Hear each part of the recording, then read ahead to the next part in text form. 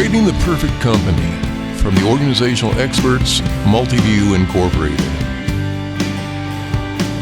This content is based on NDI's work with over 1,300 organizations, extracting 989 data elements with 922 cross-calculations over 27 years on a monthly basis, and then systematizing the operational success patterns of the 90th percentile. Our intent is to get beyond the brag and the boast, and simply share insights from our experience without manipulation or coercion to sell anything, except helpful ideas. These messages range from intimate recordings from the Awakened Forest to concerts, national conferences, and broadcasts.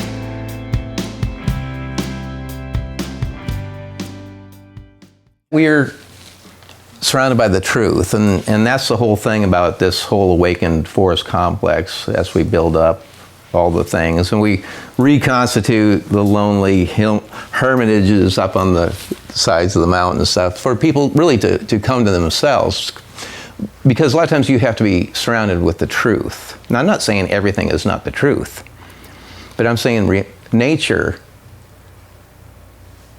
especially in its rawest form, is about as close to the truth about how life actually operates on this planet as you're going to find. And it's a natural system of what? Pattern and mutual reliance, two key words that I talk about a lot.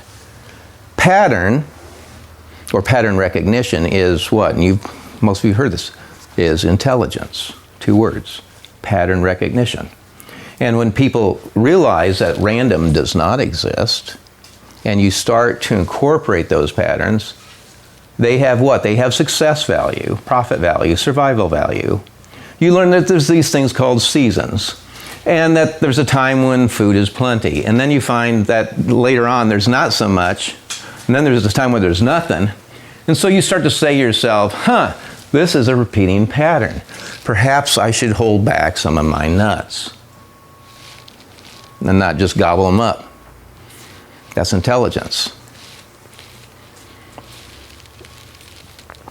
And again, destroying the idea, again, of random. Random does not exist. There are meteors that hit the Earth that extinguish a third of all life.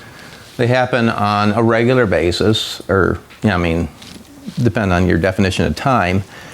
But a meteor that hits the Earth, makes a big crater, extinguishes half of all life or a third of all life at one time, happen. They just haven't happened recently. But this planet is full of potholes.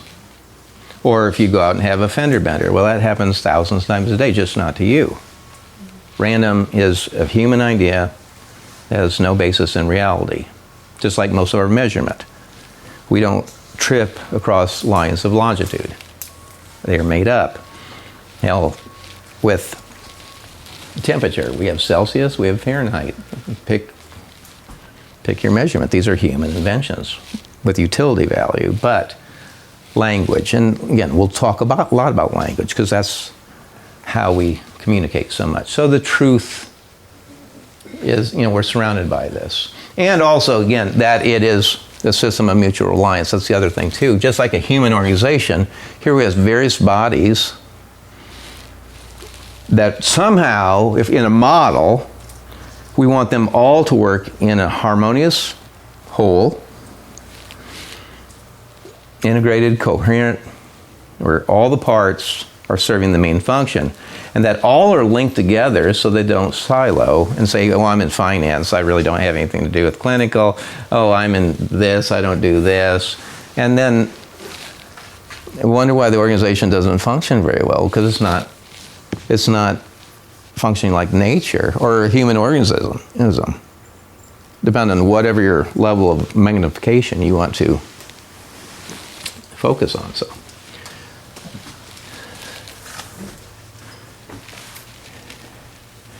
So we'll be going deep and profound. And one of the things I like about end-of-life work, or this particular form of healthcare, as opposed with work with large health systems and those jaded individuals, although I will say the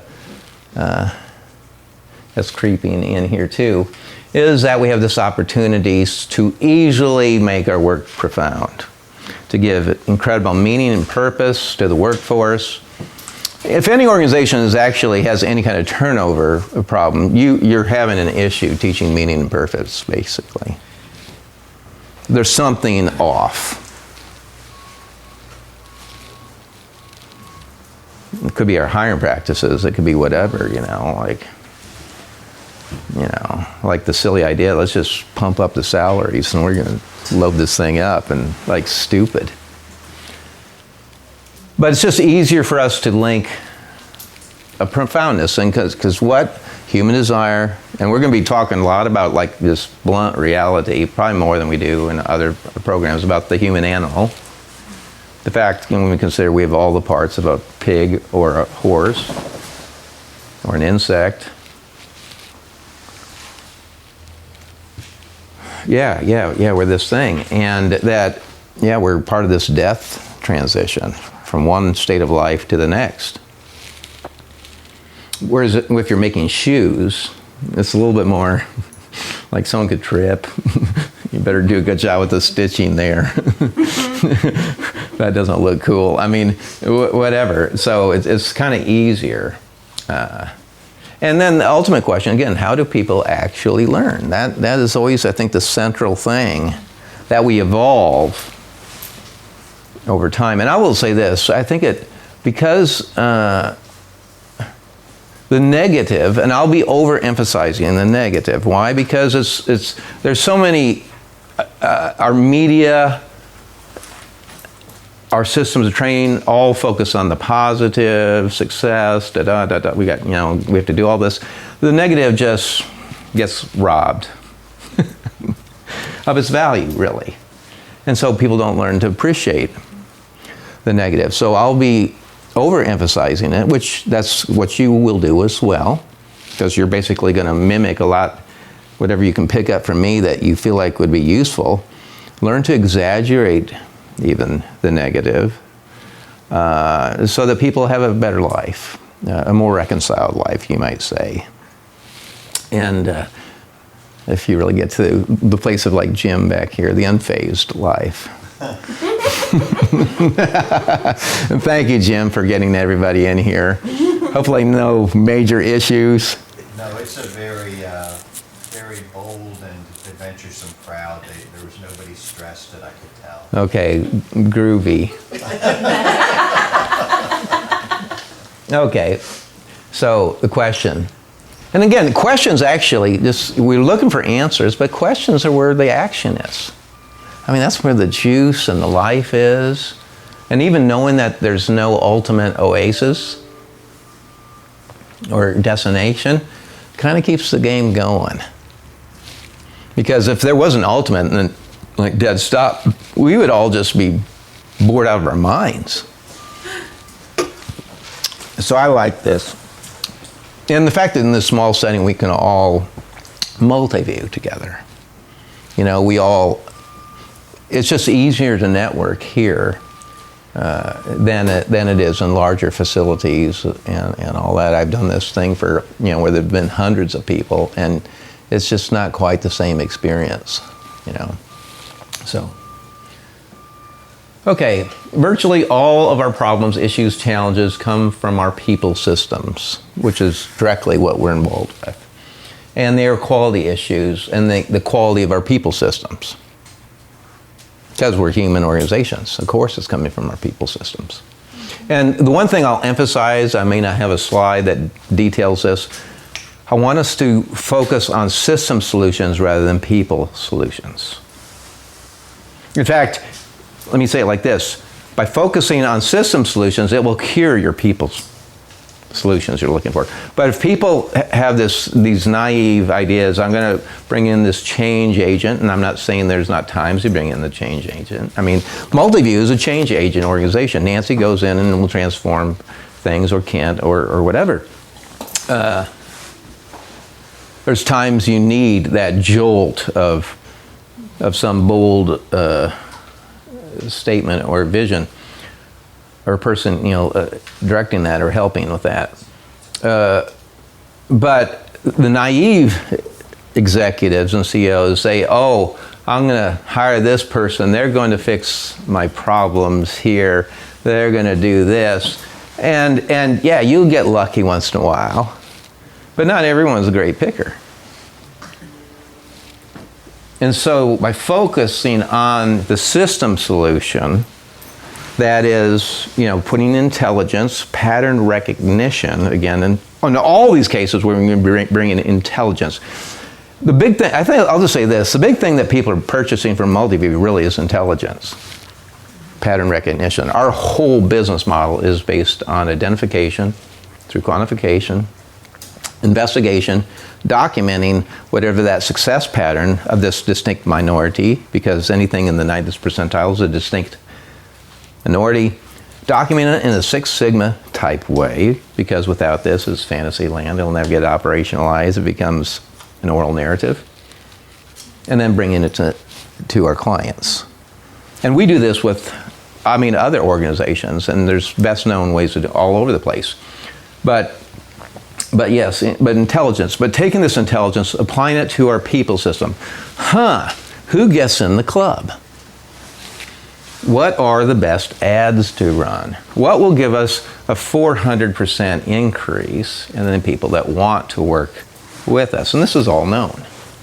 It's all over our stuff. And then of those people that want to get into the club, how do we spend the least amount of effort sizing them up, evaluating them, and then getting them into production? So you're starting out with good material, good raw material, and then taking your extraordinary methods of actually elevating that talent, that consciousness really. And then how do you keep them? Because it does us no good, again, 4 processes there. It does us no good to invest in these people, train them up in our proprietary methods, and then have them go to a competitor and have them use them against us. So, but really looking at those patterns. So focus on people or system solutions rather than people solutions. If your organization has issues hiring or retaining clinicians, it's directly linked to your people systems. And that's just it. It explains why some leaders have hardly any, when I say hardly any, like 10 years, they've only lost a few nurses. And it's only because that someone had your husband or whatever got a job in another state, but just ultra low. And of course, setting all kinds of benchmarks of quality and all this. It's all going to come from this. So what are we? We are a center, experiencing life as a center in a multi-centered universe without a center, which is infinite. There is no center, folks. There's no center. Center doesn't exist. As far as I can tell, the center of the universe is right here with you. And with you. And with you. That's the only way this world has been constructed that it's experienced. No two things can retain the same position, even. And a human organization is a multi-centered thing, and somehow we have to get everyone going in the same direction, even though each one has a slightly different view of the world. You can go to whatever congregation or church you want, and I can guarantee the person in the next pew, right next to you, has a different view of the world than you have. Now, I don't know if there's some kind of bare minimum you got to believe to get past the threshold of heaven or whatever to get accepted. But no two of them are equal or the same, you might say.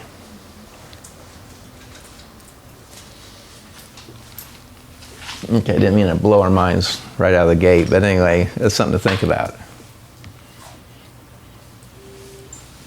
We don't even know really where our thoughts come from. Again, this is where the illusions of these fantasy guys or gals that are trying to be these hyper-spiritualized people, that's just a phase. It's a good phase. It's a positive phase. It's almost an all good phase. But you pass through that at some point. But we don't really know where our thoughts come from. They just appear. And this is the strange thing I think about learning, why it confuses us on a certain level, because we want everything to be so mechanical, that this and this and this happen and all this. But you just don't know when the divine revelation or breakthrough or Damascus experience is going to happen. When the learning is going to take root, where, aha, I get it. It is beyond your control, which for the master teacher brings a great deal of relief, because you realize that you cannot control the learning of the student. Is beyond your command. And but you have that professional obligation to teach with the best you know at that time, and then trust in the sovereign of this universe, the divine intelligence that fuels this universe, to do the rest of the job. That your job is to be completely prepared in all forms you can, and do your best. And everybody's really trying to do their best when you get down to it. Right? So we don't even really know where our decisions come from. We think we're logical creatures, but we're not. Our emotions, which is really strange, even though we talk about two equal sides of the brain, our emotions, or the right hemisphere, tends to be the dominant in decision making. What feels good, and then secondarily the rational. And this is why in the sales job, which teaching is a sales job, so we'll probably go into sales. Big money there, folks. Is that, again, you appeal to the emotion first, make the sale on an intellectual or on a emotional level first, and then you provide the intellectual justification. So on their ride home, they're going, that was such a good decision, I'm saving money, I'll have happier culture. And all that. And let's face it, we don't really even know how a person learns. Not really. I mean, we suspect a few things here. So why are we here? By the way, if we didn't think we could learn, why are we doing this? I mean, let's all just go home. Let's go down to the bar. I can open it up. We're fully stocked.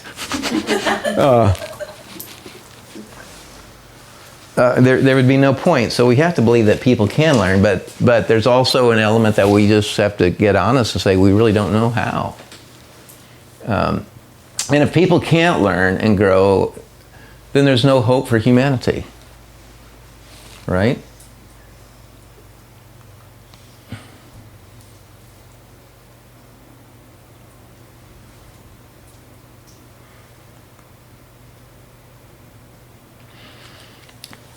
Some of the best topics that transform lives. This is in the book, but it's not directly in the book, so don't worry about it. I can get you whatever here, but these topics of accountability. We teach it all the time, and one of the things in the design, the DNA of your people system, you've got to super soak with accountability. You got to destroy victimhood, blame, excuse for your life. All the weenies and whinies got to go, and you have to do that every meeting, every single meeting. That's why the 3 questions, are so important, and we'll go through those. But you want to build strong, self-reliant human beings. Just imagine your kids. Again, you want strong, self-reliant, capable kids. That's the mindset. The power of attitude. Since we can't control our thoughts, the one thing that we do have is the human will, which has to do with attitude.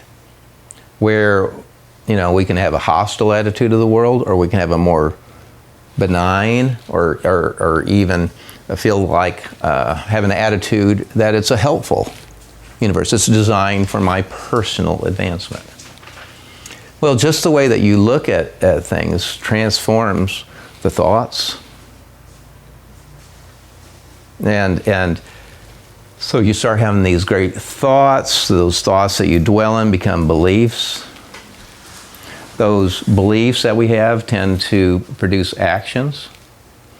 And those better actions, if they're better results, or if they're better thoughts, produce better results. That's the sequence. But it all starts with attitude and not with the thought.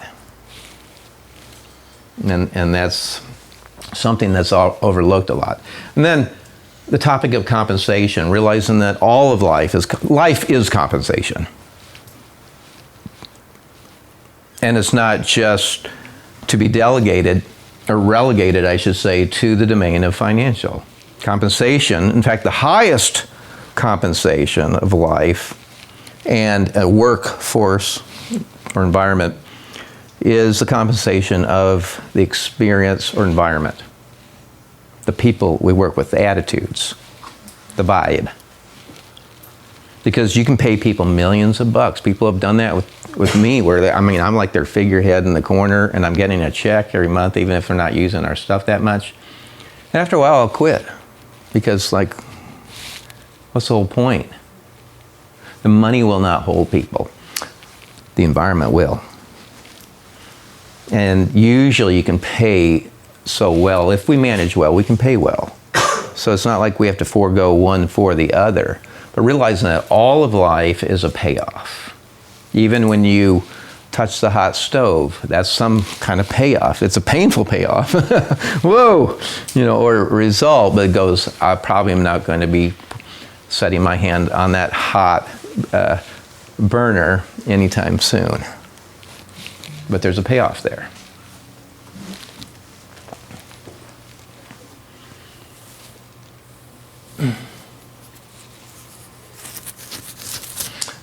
The other thing, and this is a very good thought here, is sometimes we get frustrated in organizations and with people, or working with people, because we ask people to do what they can't do. That's beyond their consciousness, beyond their intelligence, beyond their skill levels, and we get frustrated with this. But a lot of times that comes really to, again, lack of training, maybe lack of recognizing where they go. With that said, I think that we have to be disappointed. And that's a prerequisite of any time we work with people, that you, especially a leader, you have to be prepared to have your heart broken, because you don't know what people's limits are. So I'm always putting people in very uncomfortable positions, forcing them to go outside the box, because that's the only way they're really going to grow. But with that said, they're going to mess things up along the way. And so you kind of got to be okay with that. But for the teacher, in particular, it's just like, God, we've covered this. How could you miss this? How could you forgot to do this, in this step of the visit, or the way we do this setup here, or whatever. But a lot of times you're just asking people, sometimes they just don't have the capacity. So the truth about quality is that an organization can have no or less quality than the quality of its people development system, right? So if our people system is here, so I got my little arm extended here, our quality cannot be any more or less than that. It's going to do this. Okay, so we start to incorporate System 7, working on the experience, the phone interactions, our physical appearance, our manuals, our physical products, our visits. And suddenly, we have demanding, we start testing. So our people system is elevated. So therefore our quality is here. But then we get busy because we grow to, from 100 patients a day to 1,000 patients a day. And then, we need to get some people on, let's hire them fast. They don't get trained quite as well, don't get the same attention. Okay, so we de-evolve, and there's our quality. So it's that, this is really the bar of our quality. Our quality of our people development system can be no more or less. And your managers, especially your intermediate managers, are your number one student, not frontline. Let's destroy that idea that it's frontline workers, machine workers, or clinicians, or whatever. That's what you're focusing on. You're not. Your absolute number one, numero uno, is your clinical leader, your site leaders, your whatever, because that's where 70% of the training is going to happen, not with you.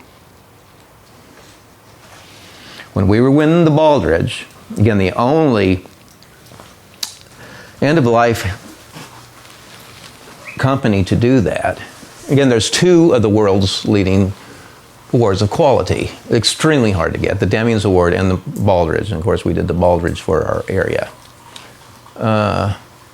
Norman said, hey, I read in Gallup that 70% of the development, morale, and retention of frontline employees comes from the relationship with the immediate managers.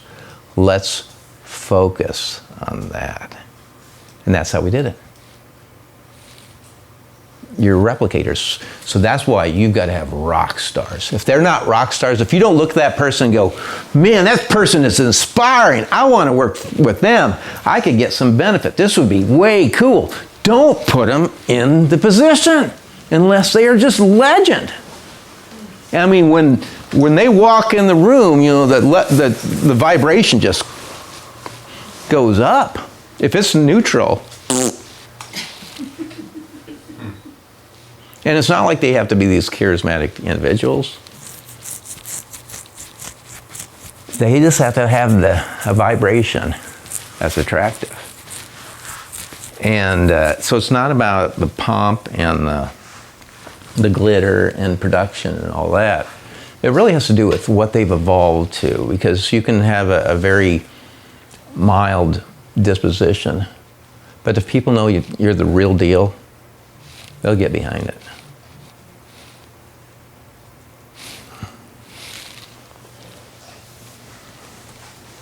Okay, one of the old, normally,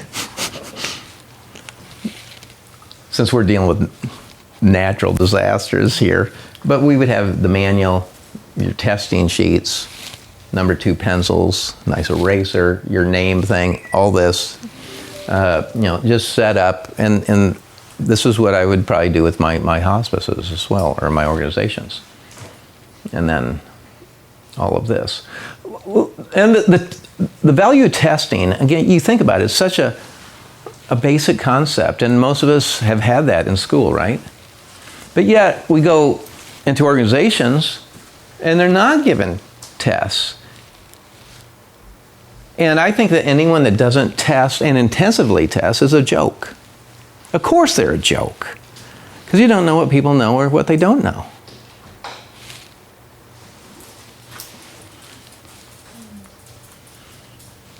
Okay, let's keep it going here. What are you? A feeling. Okay, let's do this with more power, folks. We're going through the 3 questions here, folks. What are you? Feeling. Let's do this. And then, what are you? A feeling. There we go. That's much better.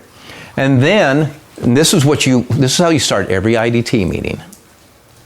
And this is where you've got just to be like the enforcer person.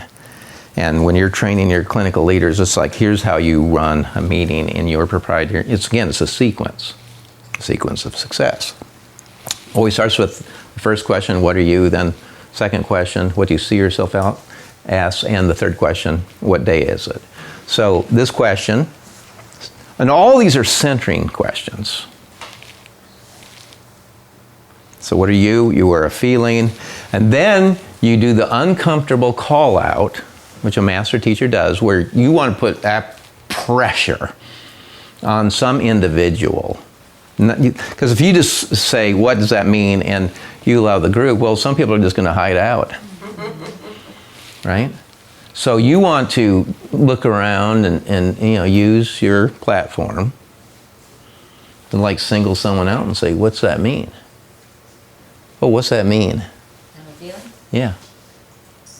Everything that moves us, inspires us, or negative, positive, you leave people with a feeling when you leave that visit. They don't remember much about you or your name, but they'll remember how you made them feel. Okay, and these are all true. This is one area, though, with your call-outs, you're looking for specific language. So what you say is true. Z woman.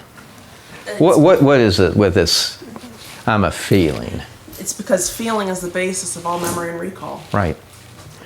So that's what we're looking for. That's the exact language in the MBI world and folks that really hardcore model. Feelings are the basis of all memory and recall. Obviously, we can constitute it in all kinds of different directions. This normally says, I'm a feeling, but it is peeled off. It has had too much feeling. We need to reconstitute the sticker there.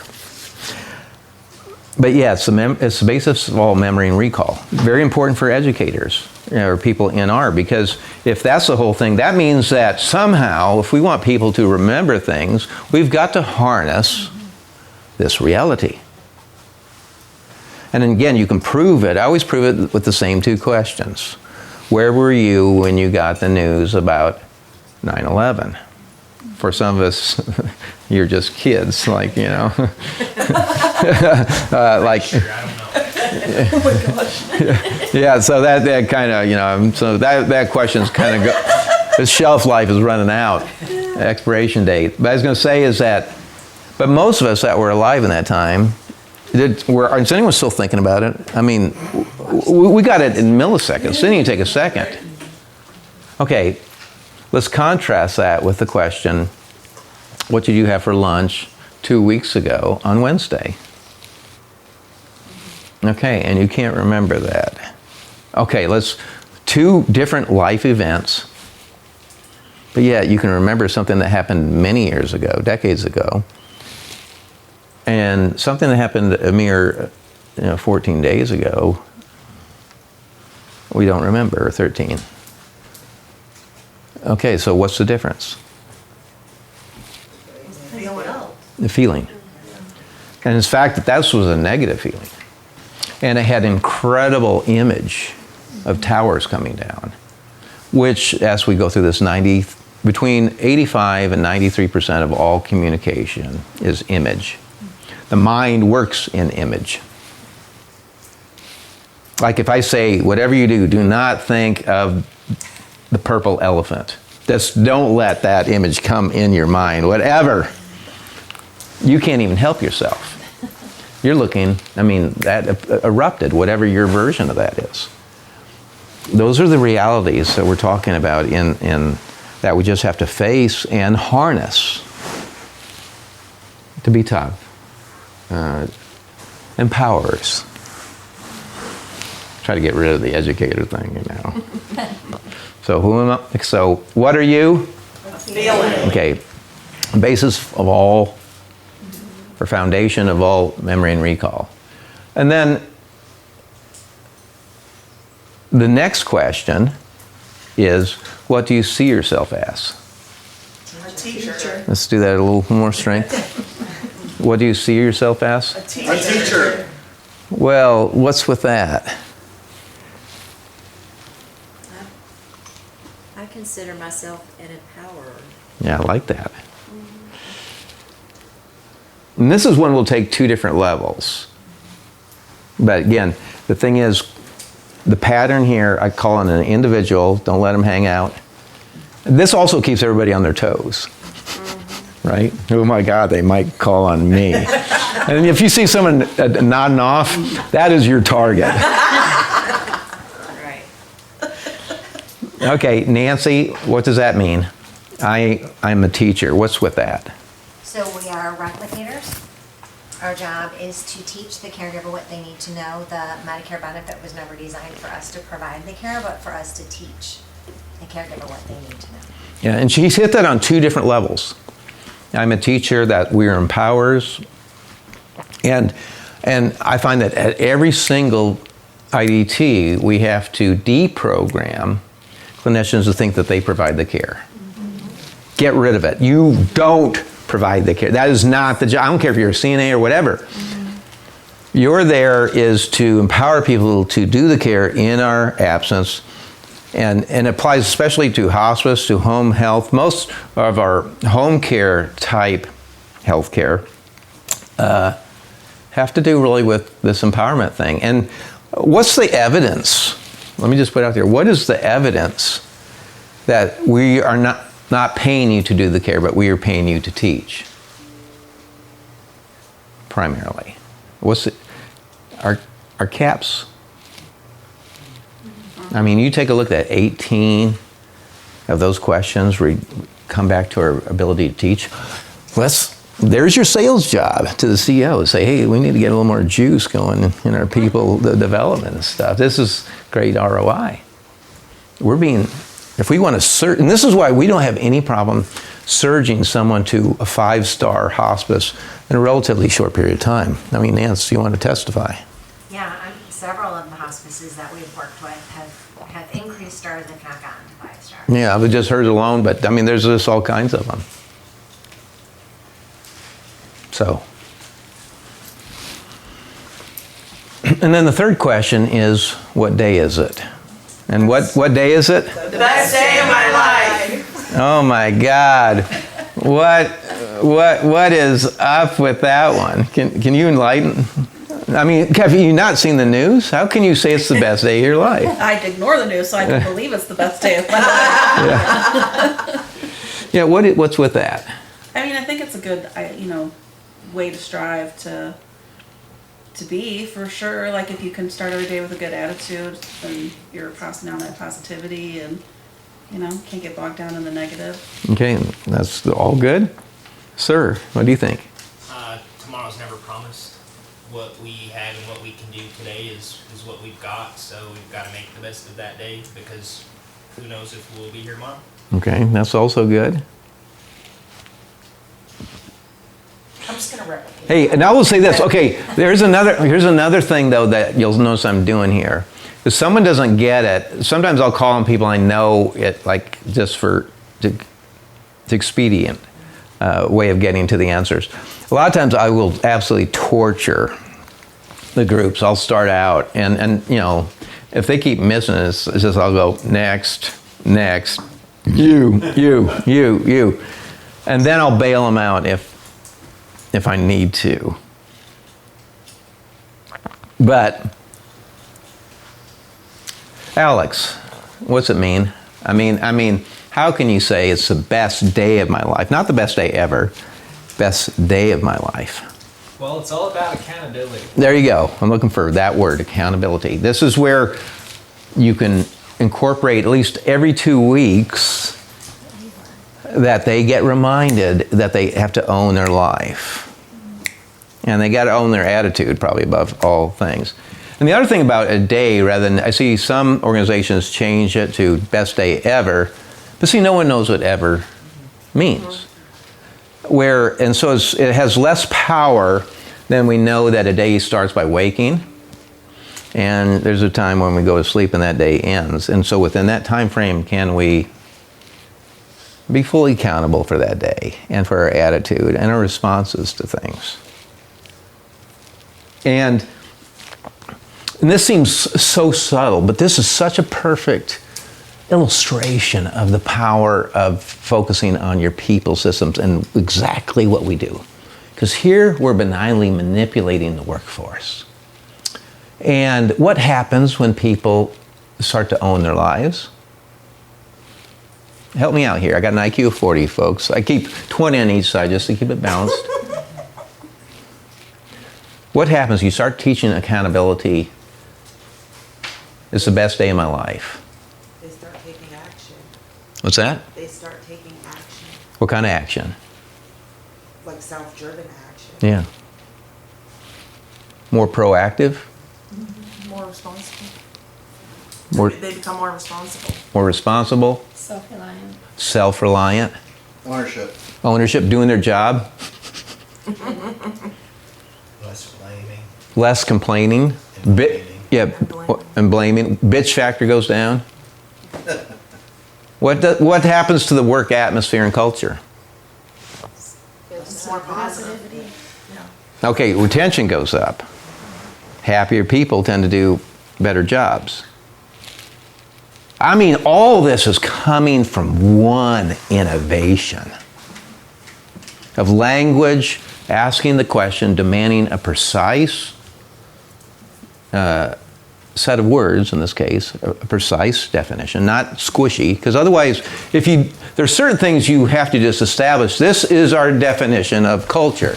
This is our definition of accountability, owning our lives without blaming others or circumstances.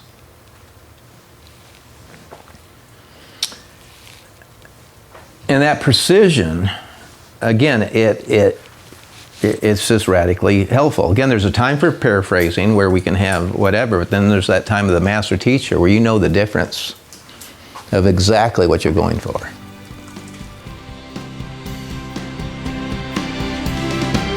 We hope you are having the best day of your life. If you need something further, just visit one of the Multiview Incorporated websites or contact us through social media. Smoke signals, carrier pigeons, telepathy have not proven reliable.